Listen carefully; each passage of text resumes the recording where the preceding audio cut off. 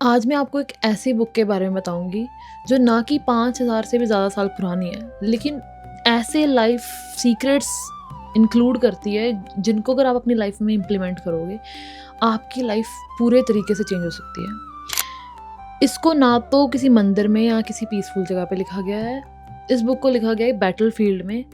Yes, you guys are right, this book is none other than Bhagavad Gita.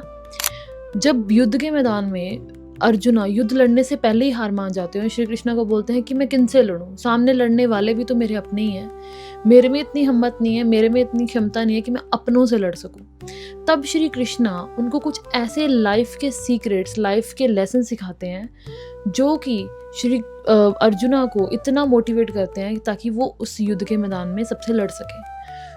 हम सब भी तो उन चीज़ों से जूझ रहे हैं डे टू डे लाइफ में। अपने कुछ ऐसे डिसीजंस लेने पड़ते हैं जो हमारे लिए इजी नहीं होते, कुछ ऐसे लोग, कुछ ऐसे डिसीजंस जो हमारे लिए इम्पॉसिबल होते हैं।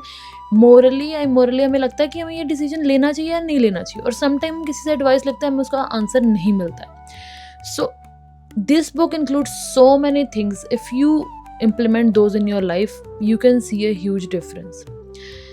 आज मैं बात करूँगी कुछ ऐसे lessons जो मैंने सीखे इस बुक से, and if you guys will apply in that your life you can see that as well.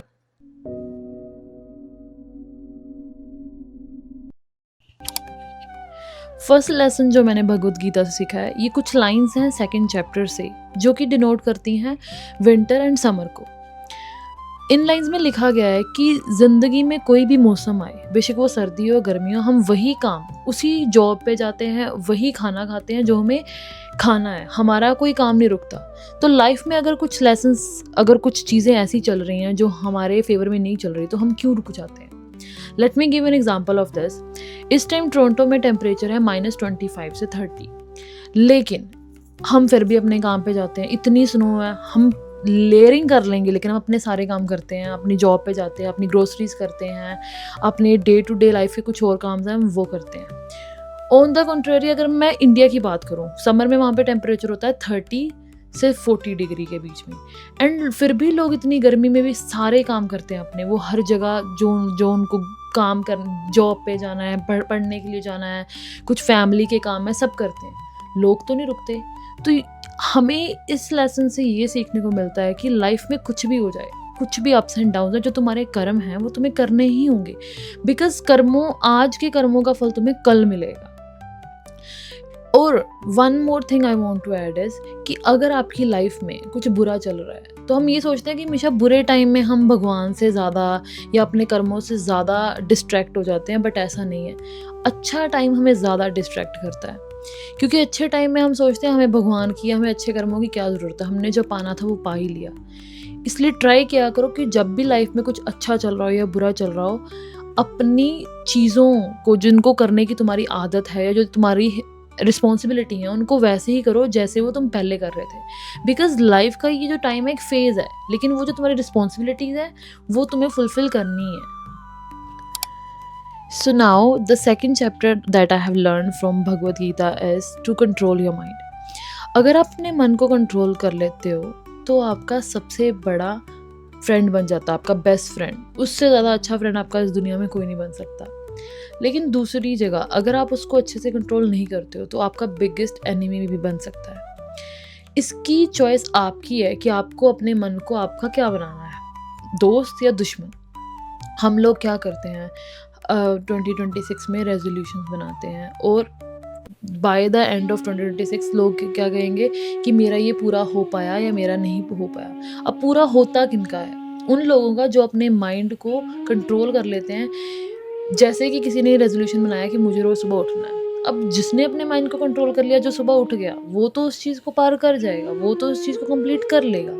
लेकिन जो लोग अपने मन पे कंट्रोल नहीं कर पाते हैं, सोचते हैं यार एक दिन और सो जाते हैं, सुबह उठ के क्या ही हो जाएगा, छोड़ो ये चीज़ करके क्या ही हो जाएगा, एक दिन नहीं करूँगा, कल से कर लूँगा, कल से कर लूँगा।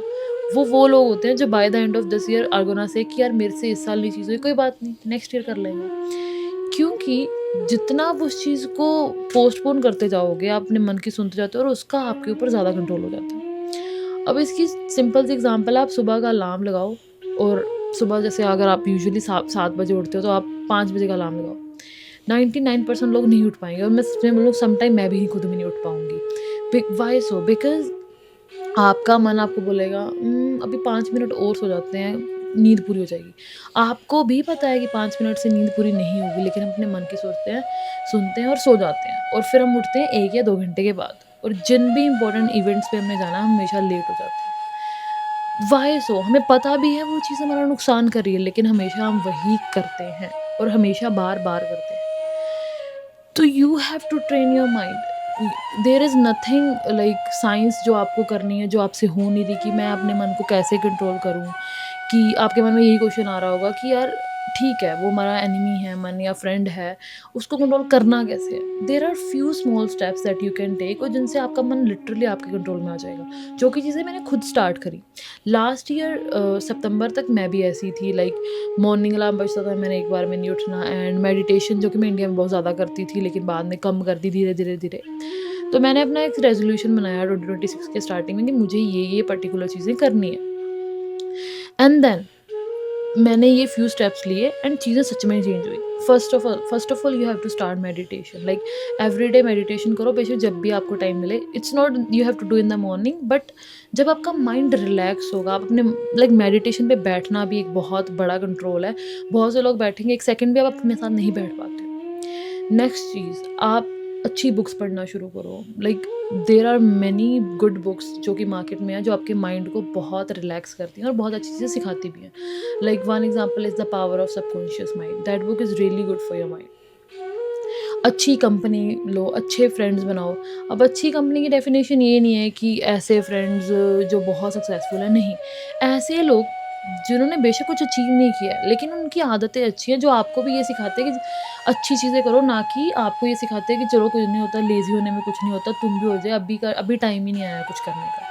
ट्राई करो, ऐसे लोगों की संगत करो, ऐसे लोगों की कंपनी में रहो जो खुद कुछ अचीव करना चाहते हैं। बिकॉज़ आज बेशक वो कुछ नहीं है, आज से आने वाले 5-10 साल में वो कहीं न कहीं ज़रूर पहुँचेंगे। Next thing you can do is start eating good and healthy food. अच्छी हैबिट्स जितनी अपने अंदर डालोगे, उतना ही आपका मन आपके कंट्रोल में आएगा। So yeah, this is all about second lesson and let's proceed to the third lesson. So the third thing that I have learned from Bhagavad Gita is to see the presence of divinity. हर किसी चीज़ में अच्छा देखना शुरू करो। Like मैं आपको इसको और अच्छे से समझाने की एग्जांपल दूँ कि आप हर भगवान को देखने के लिए कहाँ जाते हो? मंदिर में। लेकिन अगर आप किसी महापुरुष को मिलोगे या आप गीता में ही पढ़ोगे कि तुम्हें भगवान को देखने के लिए कहीं जाने की ज़रूरत नहीं है, भगवान हर जगह है। आप नेचर में, किसी और इंसान में भगवान को देखना शुरू करो या क्रिएचर्स जो भगवान ने बनाए हैं, उन सब में भगवान को देखना शुरू करो। लेकिन जब हमें ये चीज़ें बोली जाती हैं तो हमें समझ नहीं आता, बिकॉज़ हमने उस पर्सपेक्टिव से कभी किसी चीज़ को देखा ही नहीं है। हम इस पर्सपेक्टिव से देखते हैं कि अगर हमने किसी पर्सन को अपने से बेटर देख लिया, लाइक फॉर एग्ज़ाम्पल कोई पर्सन है, वो किसी फ़ील्ड में हमसे बेटर है, हमारी ही फ़ील्ड में हमसे बेटर है, तो हम में क्या होता है, हमें सेंस ऑफ जेलसी या एनवाई होता है कि यार ये मेरे से बेटर क्यों है, इसमें ऐसा क्या है, मैं इसको नीचा अपने से कैसे दिखाऊँ। इंस्टेड ऑफ दैट, आप अपने अंदर जब ये देखने की कोशिश करोगे कि मैं हर चीज़ में अच्छा देखूँ या भगवान को ढूँढूँ या है ना, उससे कुछ सीखने की कोशिश करूँ, तो आपका पर्सपेक्टिव चेंज हो जाएगा दुनिया को देखने का। नेचर वही है, इंसान वही है, लेकिन नेक्स्ट टाइम आप क्या देखोगे कि यार अगर ये इंसान मेरे से अच्छा है तो मैं इससे क्या सीख सकता हूँ। अगर इसमें ये चीज़ गॉड गिफ्टेड है, तो मुझे तो गॉड उस इंसान को देख के भगवान की तारीफ़ करनी चाहिए कि तुमने क्या चीज़ बनाई है। अगर आप अपने से सुंदर लोगों को देख रहे हो, आपकी क्लास में कोई आपसे बेटर है, तो आप देखो कि वो इंसान कितनी मेहनत करता है, आप भी उतनी करो, क्या पता आप भी उतने हो जाए। Instead of feeling jealous all the time या ये सोचना कि उस इंसान को नीचे दिखाना, अपने ऊपर वर्क करो, अपना पर्सपेक्टिव चेंज करो। लोगों से जेलस होना या उनको नीचे दिखाने की कोशिश करने से अच्छा अपने ऊपर वर्क करके पॉजिटिव ढूंढो। भगवान कहीं भी, तुम्हें मंदिर में जाने की ज़रूरत नहीं है भगवान को पाने के लिए, तो वो तुम्हारे अंदर है। अपने मन पे कंट्रोल करो, अच्छे बुरे टाइम में अपने आप को कंसिस्टेंट रखो एंड हर क्रिएशन में, भगवान की बनाई हर चीज़ में अच्छा सोचो, अच्छा ढूंढो। अगर आप इन चीज़ों को, इन 3 लेसन्स को अपनी लाइफ में इम्प्लीमेंट करते हो, you will definitely get piece and आपकी लाइफ में जो कन्फ्यूजन्स चल रही हैं वो ख़त्म हो जाएंगी, जैसी मेरी लाइफ में चीज़ें ख़त्म हुई हैं। And to be very honest, मैं भगवद गीता को एक बुक नहीं समझती हूँ, मैं इसको एक मिरर समझती हूँ जो हमें ऐसे टाइम में, जिस टाइम हम कंफ्यूज्ड हैं या हम ब्रेक डाउन हैं या हम लोग पूरे तरीके से ख़त्म हो चुके हैं, एक विजडम दिखाता है कि हाँ तुम इस चीज़ से बाहर आ सकते हो, पाथ दिखाता है हमें। ट्राई करो कि इन चीज़ों को अपनी लाइफ में इम्प्लीमेंट करो। I saw a huge difference in my life, you can also see that. And next time जब भी कोई ऐसी सिचुएशंस आए, ट्राई करो कि रिएक्ट करने से पहले अपने मन को टाइम दो सोचने का कि तुम्हें क्या करना है और कैसे करना है। You will definitely be better. And मुझे कमेंट्स में ज़रूर बताना आपको ये वीडियो कैसी लगी, क्या आप आज इस वीडियो से सीख के जा रहे हो। And see you in the next video.